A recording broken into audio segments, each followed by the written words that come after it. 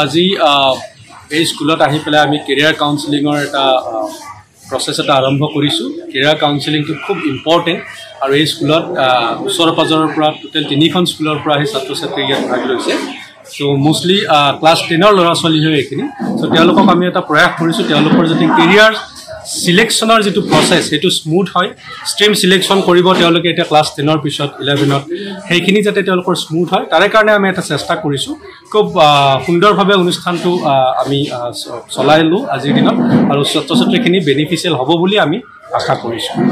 কি ছাত্ৰ ছাত্ৰীখিনি এইখিনিয়ে জনাম যে অকল মাৰ্কছৰ ওপৰত বেছ কৰি ঠিক নহয়, কিন্তু নিজৰ লাইকিং ডিছলাইকিং এইখিনি জানিব লাগিব, নিজৰ যিটো ষ্ট্ৰেংথ আৰু উইকনেছ এইখিনি জানিব লাগিব, নিজৰ কেৰিয়াৰ ইণ্টাৰেষ্ট কেৰিয়াৰ ভেলুজ এইখিনি জানিব লাগিব, কেৰিয়াৰ মটিভেটিং ফেক্টৰ্ছখিনি জানিব লাগিব। তাৰ পিছতহে এটা ভাল কেৰিয়াৰ একচুৱেলি ডেভেলপ কৰিব পৰা যায়।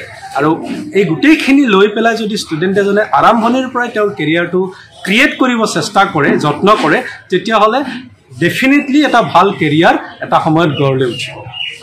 Thank you. সেইটো হ'ল আমাৰ ফাৰ্ষ্ট ষ্টেপ কেৰিয়াৰ গঢ়াৰ কাৰণে। ফাৰ্ষ্ট ষ্টেপটোতে যদি মই ভুল কৰি পেলাওঁ, ফাৰ্ষ্ট ষ্টেপটোতে যদি মই ফকজা দমোজা থাকি গ'ল, ফাৰ্ষ্ট ষ্টেপটোতে যদি মই পিছল খাই পৰিলোঁ, তাৰ পৰা লছ দুই ধৰণৰ হয়। প্ৰথম কথা সময়ৰ অভাৱ হ'ব, সময়ৰ লছ হ'ব পাৰে, বহুত ষ্টুডেণ্টে ড্ৰপ দিয়া বা এনেকুৱাবিলাক হয়। বহুতৰ কনফিডেন্সত ইম্পেক্ট হয় যে মই ক্লাছ 10লৈকেতো ভালে আছিলোঁ, 11ত মই ছায়েন্সত কিন্তু 40%হে পালোঁ, ডাইৰেক্ট 85ৰ পৰা 40 হৈ গ'ল, মই একচুৱেলি ভাল নহয় নেকি, সেই কনফিডেন্সটোত আঘাত কৰে ৰিজাল্টবিলাকে। তোমালোকে চাবাচোন যেতিয়া তোমাৰ